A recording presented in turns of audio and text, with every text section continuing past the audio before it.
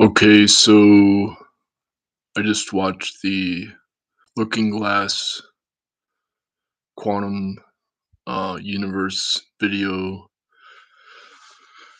talking about there's a lie about the double slit experiment that is told by pretty much all the physicists. And she basically is emphasizing that when a photon or a electron goes through a single slit, is still a wave because it's explained by the Schrodinger wave equation. And due to the quantum uncertainty principle, it becomes a particle when it's measured. And so I give the link in the description of this video. Here's the link for the video that I'm talking about. And basically, she's saying that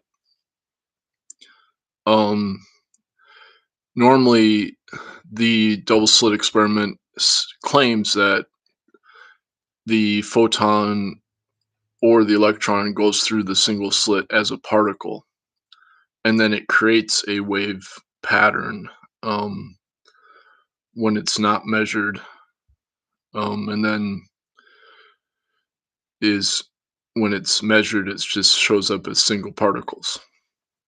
But she says that it's still a wave pattern even when it's measured. It's just that each measurement is a particle that exists in the wave pattern of the Schrodinger wave equation, due to this quantum uncertainty. Now, this is basically just another way of describing the quantum measurement problem that Roger Penrose has made the focus of his quantum gravity research with Yvette Fuentes. So he's just saying that the equivalence principle of gravity contradicts the quantum entanglement as superposition. And because when you do a quantum measurement, it breaks the quantum entanglement. And because of that collapse of the wave function, he's claiming that gravity is actually what causes the collapse of the wave function. And that the um, the quantum superposition, he's saying that you can't have this what he calls what is the term he uses for it, but a double fake or something like that. But another, like a double lie, essentially, where you're switching from the Schrodinger wave equation to then a probability um, density matrix for probability, and then you switch back to um, the Schrodinger wave equation, which is a deterministic model. And so he's saying that because the mathematics is wrong, therefore it must be gravity that's causing the collapse. But when you look at this double slit experiment, what the looking glass lady, the physicist, is not mentioning is the weak measurement experiments with the entangled photon.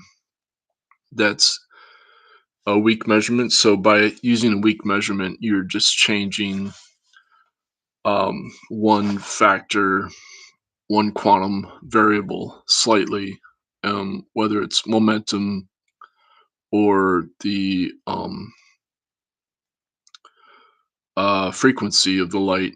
And so the by doing that, these weak measurements have discovered that there's a what they call a negative particle. So it's a negative mass particle,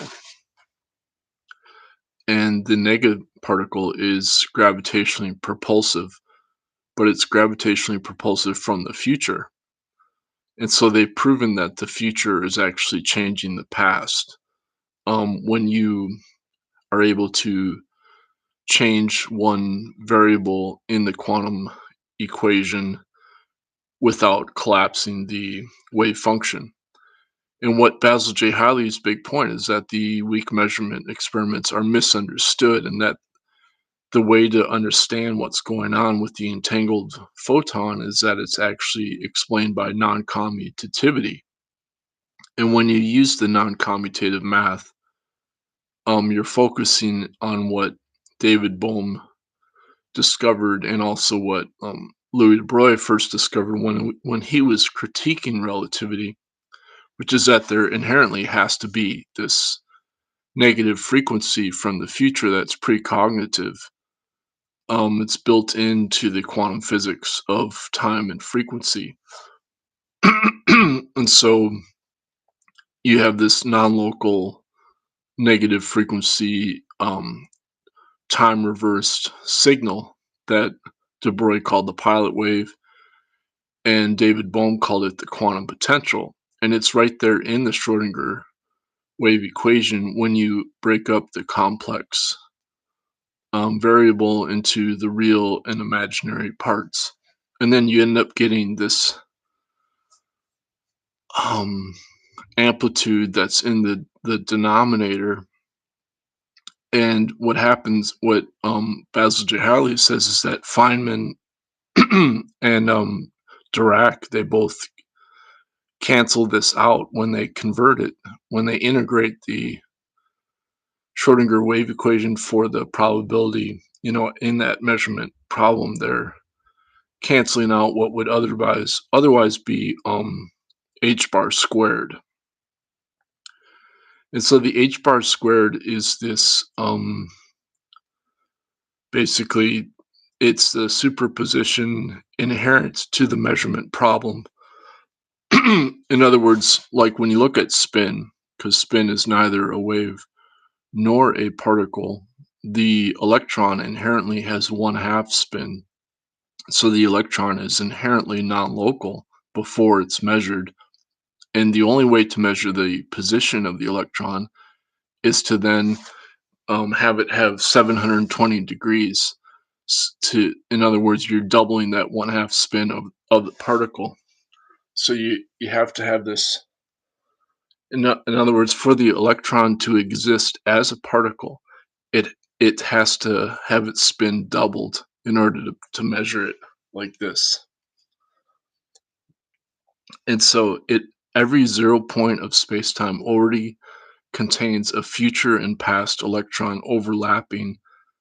And what John G. Williamson argued is that each of those electrons is then made up of a virtual photon and a normal photon, because the all matter is actually made of photons, and due to that one half spin. And so the reason is explained in the article "Light is Heavy" by Martin Vandermark and Gerard de Hooft, relying on Louis de Broglie's law of phase harmony. So they're basically saying that because the momentum of a particle is directly proportional to the frequency, and then due to relativity, the time slows down as you go towards the speed of light. And so that goes against the quantum frequency, which says that the momentum increases as you go towards the speed of light, which would mean the frequency goes up, and so the time goes down instead of getting bigger and slowing down. And see, because of that direct contradiction between the frequency and time in relativity and quantum physics, the only way it can be explained is that there has to be a second time from the future that's secretly guiding matter as this quantum potential, gravitationally proportional force, or pilot wave, as Louis Debray first called it. And so this gravitationally propulsive force from the future is a new quality of energy, or it's a newly discovered force. And since it's neither a wave nor a particle, it's best understood through this one half spin of the electron that I learned in my first year of college as the Dirac dance. And I realized it's the same secret of the music tuning that I discovered, and then Alon Khan corroborated my understanding in his talk Music of Shapes, where he explains that the truth of music is actually this same non-commutative, non-local time and frequency.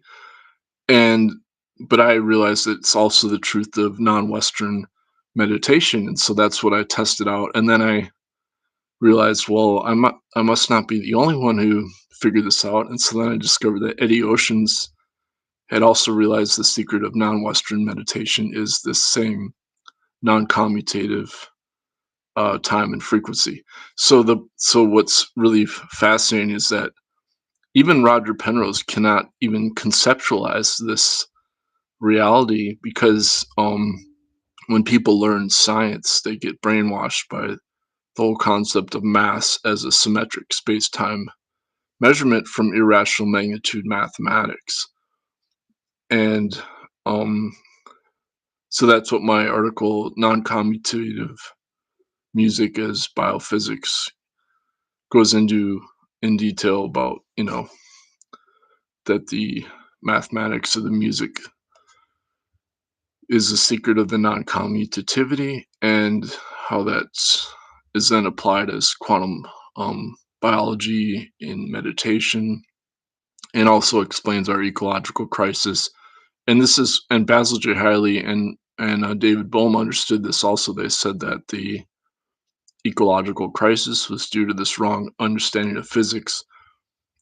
And so what's really wild is that, like, you get somebody like this looking glass quantum physics lady realizing, there's this cover up in quantum physics about how to explain the double slit experiment, the single slit, and whether it's a wave or a particle.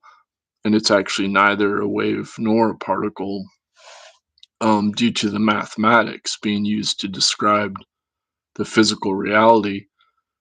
And but then you have this inherent uncertainty, um, and that's due to the definition of time as a linear operator. And so the quantum measurement problem really has to do with the idea that it takes time to make any kind of external measurement.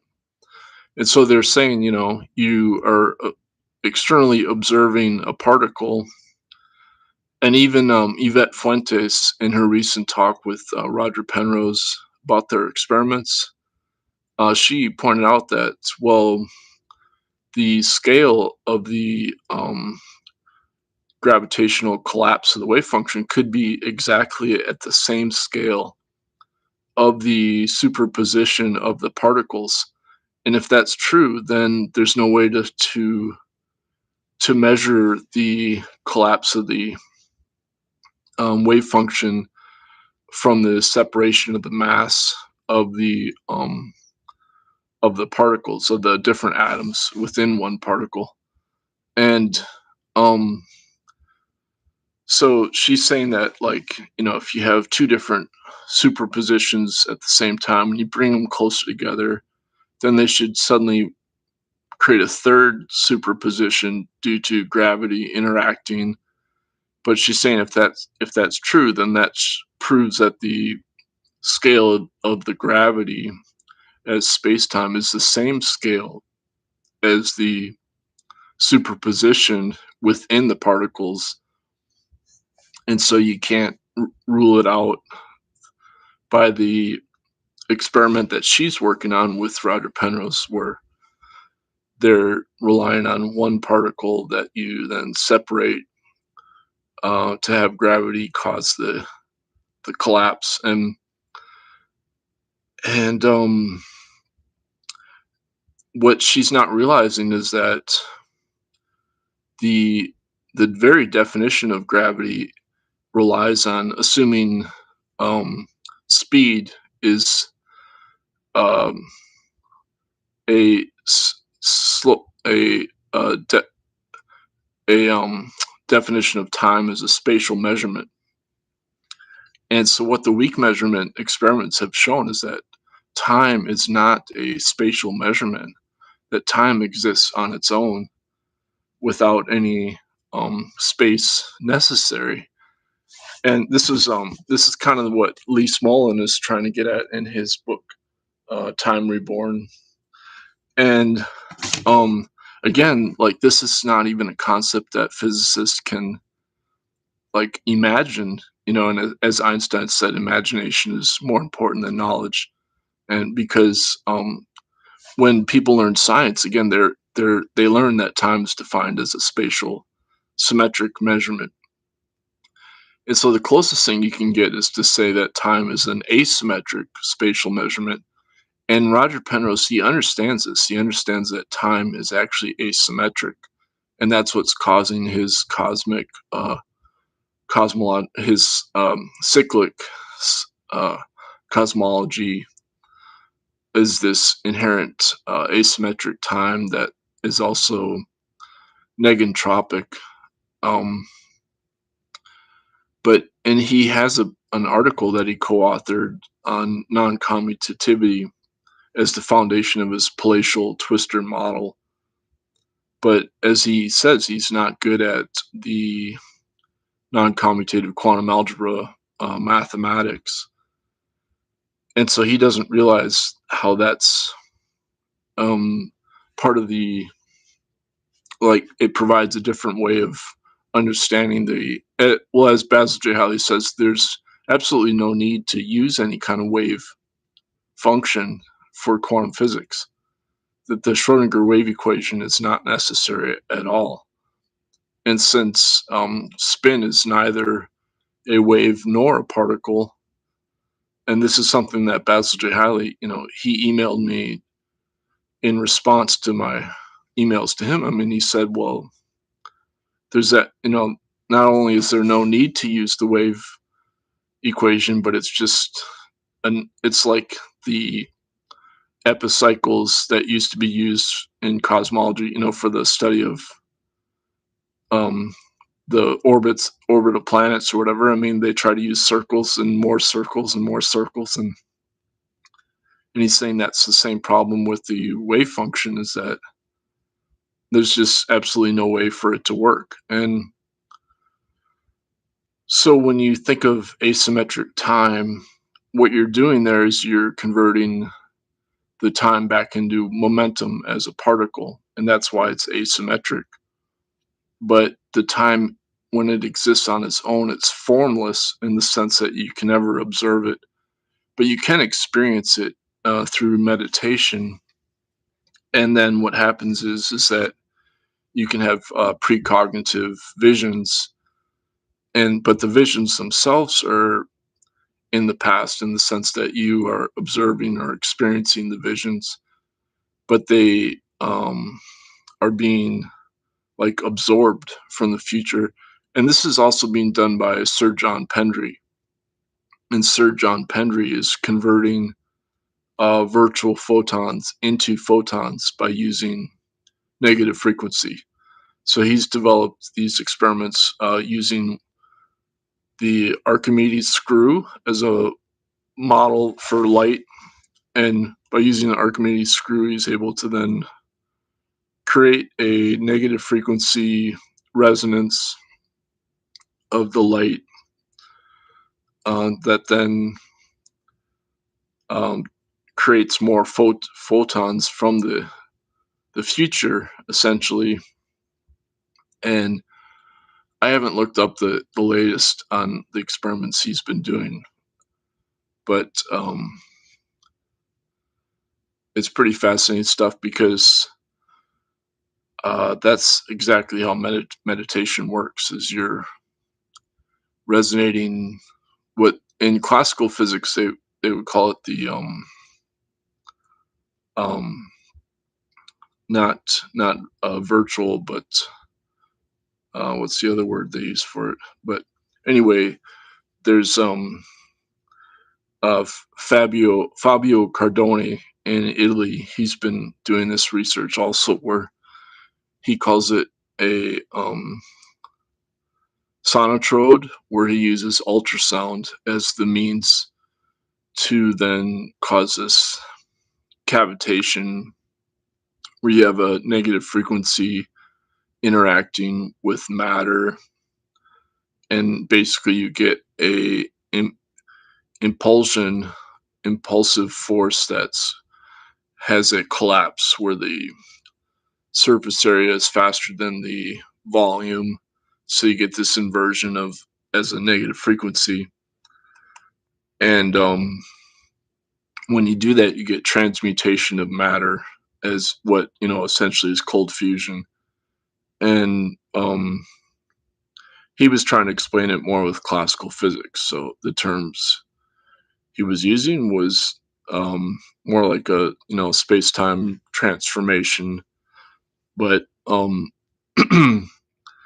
the problem is that they can't like replicate his experiments, because I don't know if it's like his technology is not like it's patented or something. I'm not sure what's going on there, but I think it's like military level in Italy or something.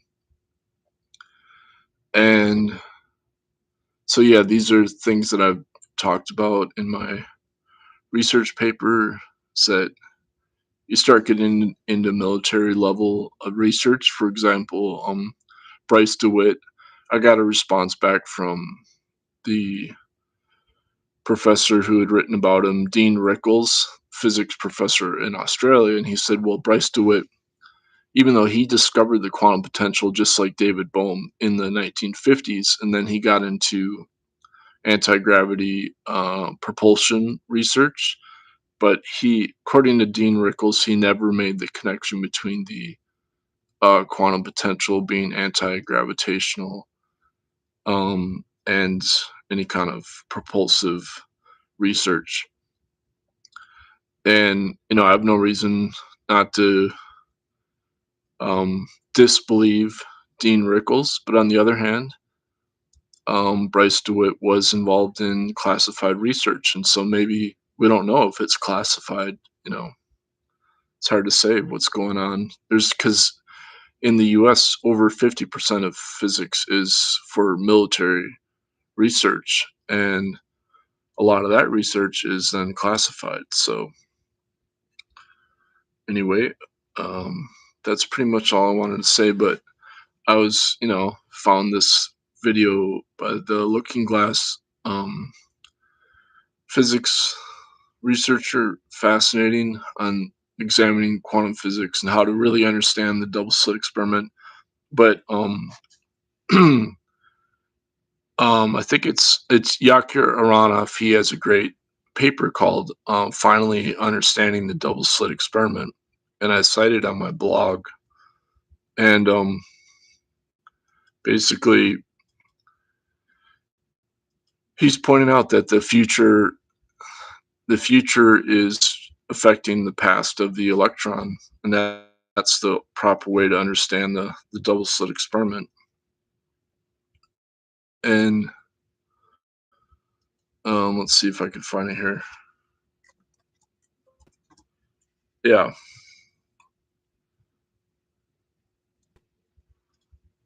So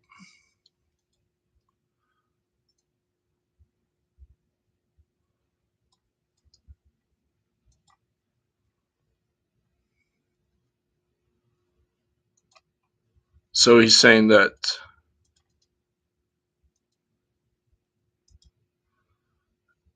I'm quoting him in the comments section. He's saying,